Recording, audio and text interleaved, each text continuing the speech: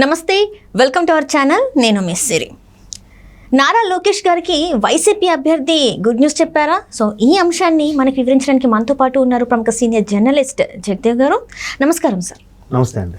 Sir, ఇప్పుడు చూస్తుంటే నారా లోకేష్ గారికి ఒక గుడ్ న్యూస్ లాగా అనిపిస్తుంది. ఎందుకంటే అక్కడ ఉన్న వైసీపీ అభ్యర్థి లావణ్య తను అంటే అంత ప్రచారంలో సక్సెస్ కాలేకపోతున్నారు అన్నట్టు, అంటే తనకి ముందే విషయం అర్థమైపోయింది అన్నట్టుగా ఉంది. మరి దీన్ని ఎలా చూడమంటారు? లోకేష్ గారి మీదకి పోటీగా ఒక మహిళను పెట్టారు అని చాలా మంది, అంటే ముందు నుంచి చూస్తున్నాం. లోకేష్ గారి మీద కానీ, బాలయ్య గారి మీద కానీ, పవన్ కళ్యాణ్ గారి మీద, ఎస్పెషల్లీ ఈ ముగ్గురిని కూడా ఎలాగైనా ఓడించాలి అనే తాపత్రయంలో మహిళను పెడితే రేపొద్దున పొరపాటున ఏ తక్కువ తేడాలు వచ్చినా ఒక మహిళ మీద గెలిచారు, తామోతం గెలిచారు అని చెప్పుకోవడానికి వీలుగా ఉంటుంది, వాళ్ళ గౌరవం వాళ్ళు కాపాడుకోవడానికి వీలుగా ఉంటుంది అనే ఉద్దేశంలో పెట్టినట్టుగా కనిపిస్తుంది తప్ప లోకేష్ గారు ముందు లావణ్య గారిని పెట్టారు.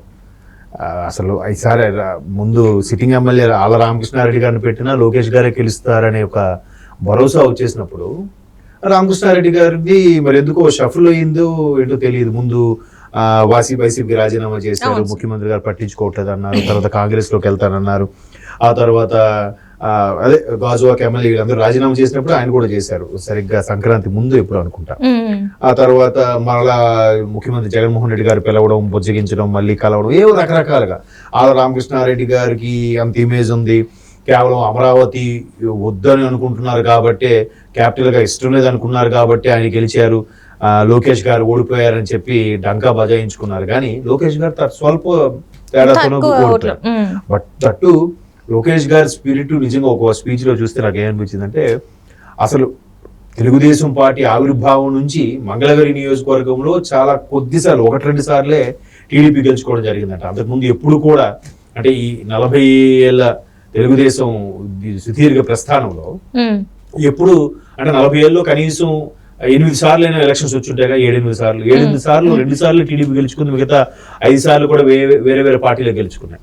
సో ఇట్లాంటి నేపథ్యంలో ఆయన ఎలాగైనా గెలుచుకోవాలి, పార్టీకి ప్రధాన కార్యదర్శి కాబట్టి ఆ స్థానంలో ఉండాలి, ఒక మంత్రి పదవి హోదాలో ఉండాలి అనుకుని ఉంటే ఏదైతే అవలేలుగా గెలుస్తారో, కొన్ని చిత్తూరు జిల్లాలో ఏదో, లేదా కుప్పం దగ్గర ఏదో, లేదా కుప్పమే పోటీ చేసి, లేదా బాబు గారు ఇంకో దగ్గర ఎక్కడ పోటీ చేసి చేసుకునేవారుగా.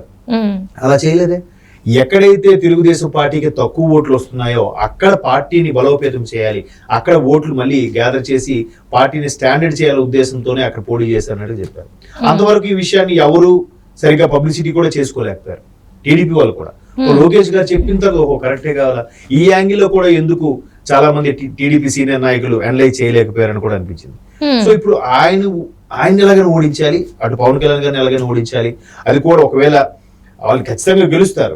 గెలిస్తే ఏముంది, మేము మామూలుగా సింపుల్గా ఉండే ఏ ఫాలోయింగ్ పెద్దగా నేము ఫేమ్ లేని మహిళల్ని మీద పెట్టాము, వాళ్ళ మీద కూడా మీరు స్వల్ప మెజార్టీతో గెలిచారు, మీ గెలుపు పెద్ద గెలిపేంటి అని చెప్పేందుకు వీలుగానే ఇప్పుడు వీళ్ళని పెట్టారన్నట్టు కూడా చాలా మంది కూటమిలో ఉండే శ్రేణులు మాట్లాడుకునే వాదం ఇది. అంటే అక్కడ పవన్ కళ్యాణ్ గారి మీద కూడా వంగ గీతాన్ని పెట్టారు, ఇక్కడ ఈయన మీద కూడా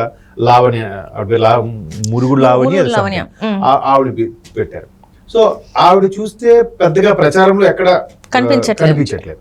ఇప్పుడు ఈయన ఏం చేస్తున్నాడు, గడప గడపకి వెళ్తున్నాడు, ప్రతిసారి అక్కడే మకాం వేసుకున్నాడు, ప్రతిసారి వాళ్ళతోనే మాట్లాడడం. అసలు రాష్ట్రం అంతా కూడా తిరిగాడు, తర్వాత యువగలం పేరుతో తిరిగాడు, తర్వాత ఆయన ఎక్కడెక్కడైతే బాబు గారు అరెస్ట్ అయిపోయి ఇబ్బంది అయిందో ఆ తర్వాత వాళ్ళ శ్రేణులందరినీ ఉత్తేజపరచడానికి వాళ్ళు వెళ్ళి కలిశాడు ఆయన. ఒకవైపు బాబు గారు బెయిల్కి సంబంధించి ఢిల్లీలో అన్ని లాబింగ్లు మంత్రాలు చేస్తూనే మళ్ళీ ఇక్కడ రాష్ట్రానికి వచ్చి శ్రేణులను కలవడం, ప్రతి కూడా ఎక్కడ ఏ నియోజకవర్గం నుంచి అయితే ఆయన పాదయాత్ర చేసుకుంటూ వెళ్ళాడో ఆ నియోజకవర్గంలో నెంబర్ 2 అనే వాళ్ళు ఎవరున్నారు ఏంటి అని సర్వే చేసి, ముందుగానే సర్వే చేసుకొని వాళ్ళ దగ్గరికి వెళ్ళి ఆ శ్రేణి వాళ్ళు పిలిపించుకొని మాట్లాడి వాళ్ళ సాధక బాధలు తెలుసుకొని ఎట్లాంటి ప్రయత్నం కూడా చేస్తున్నాడు ఆయన. సో ఎంత ఫాలోయింగ్ ఎంత ఇది చేసినప్పుడు గెలుపు సులువైపోతుంది కదా. బట్ ఈ వైసీపీ వాళ్ళు ఎందుకు అట్లా బలమైన వ్యక్తిని వాళ్ళకి పోటీగా ఎందుకు పెట్టలేకపోతున్నారు? లోకేష్ అంటే పప్పు గిప్పు అని చెప్పి ఏవో ట్రోలింగ్ చేసిన వాళ్ళు ఇప్పుడు ఆయన మీద ఒక పోటీగా మంచి సరైన నాయకుడిని పెట్టొచ్చుగా, ఎందుకు పెట్టలేదంటారు? ఎందుకు పెట్టడం లేదు? దొరకట్లేదు కదా అభ్యర్థులు. ఫస్ట్ ఆఫ్ ఆల్ అభ్యర్థులు దొరకట్లేదు, పార్టీ ఫిరాయింపులు కింద వెళ్ళిపోతున్నారు. అది ఒకటి పెడితే, ఒకవేళ పెట్టిన బలమైన అభ్యర్థి పెట్టినప్పుడు కూడా ఓడిపోతే ఇంకాస్త అవమానం కదా. అలా కాకుండా మామూలుగా పెట్టి అయినా మేము జస్ట్ పెట్టాము, మాది మీద కూడా పెద్ద మెజారిటీ ఏం లేదు కదా, జస్ట్ మామూలుగా ఒక మహిళను పెట్టినా మీరు గెలవలేకపోయారు అన్నట్టుగా మాట్లాడొచ్చు కదా రేపు పొద్దున్న. ఓకే, సో సెల్ఫ్ డిఫెన్స్ అన్నమాట. సో అందుకు ఇలా పెట్టి చేశారన్నట్టు కూడా వాళ్ళు నిరూపించుకునే ప్రయత్నం చేస్తున్నారు. బట్ లోకేష్ గారు ఎలక్షన్స్ లేనప్పుడు కూడా, ఎలక్షన్ కోడ్ అమల్లో కోడ్ అమల్లో లేనప్పుడు కూడా, ఇంకా డిక్లేర్ చేయలేదన్నప్పుడు కూడా ఆయన తిరిగాడు, యోగాలను పెట్టాడు, సభలు పెట్టారు, అన్ని అనౌన్స్ చేశారు, వైజాగ్ లో పెద్ద భారీ సభ నిర్వహించారు. ఎక్కడి నుంచి ఆగిపోయిందో యోగాలు మళ్ళీ అక్కడ నుంచి స్టార్ట్ చేసుకోవడం, పూర్తి చేసుకొచ్చారు. ప్రతి నియోజకవర్గంలో కూడా ఎవరెవరు ఏంటి, అక్కడ ఏ సామాజిక వర్గం ఉంది, ఆ సామాజిక వర్గం సంబంధించిన అవసరాలు ఏంటి, వాళ్ళు ఏం కోరుకుంటున్నారు అని ప్రతిదీ ఒక నోట్స్ లా ప్రిపేర్ చేసుకున్నారు.